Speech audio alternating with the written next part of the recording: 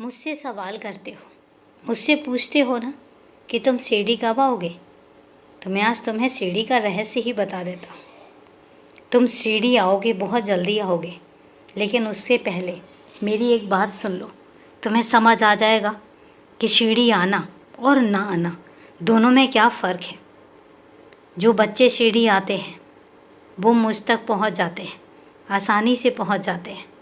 मेरे दरबार में आते हैं, मेरे दर्शन करते हैं और दर्शन करके वो लुप्त हो जाते हैं मेरी मूर्ति में, मेरी छवि में, और वो खो जाते हैं और उन्हें ऐसा लगता है कि उन्होंने दुनिया में सब कुछ पा लिया।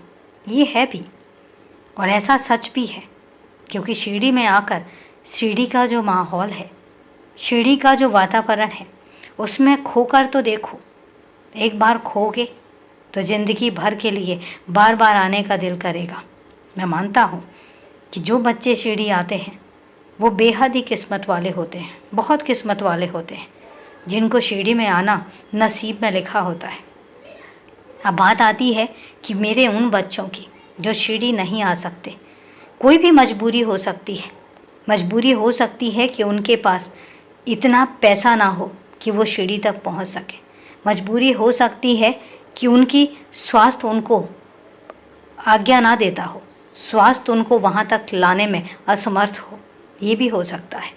लेकिन एक बात तुम्हें बताता हूँ कि मेरे जो बच्चे सीढ़ी नहीं आ पाते, लेकिन उनके मन में सीढ़ी आने की लालसा होती है, तो तुम्हें पता है मैं उन तक पहुँचता हूँ, मैं उनके पास पहुँचता हूँ, मैं उनके मन में जाकर बसता हूँ और हमेशा के लिए उनके साथ, उनके पास और उनके आसपास रहता हूँ।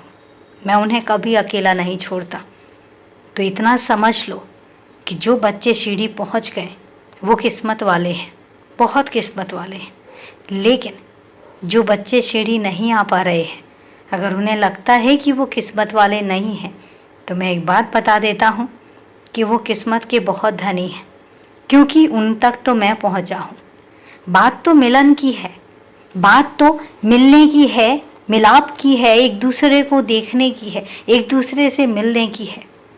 चाहे मेरे बच्चे मुझ तक पहुँचें या मैं अपने बच्चों तक पहुँचूँ, तुम मुझ तक पहुँचो या मैं तुम तक पहुँचूँ, बात तो हम दोनों के मिलने की है ना।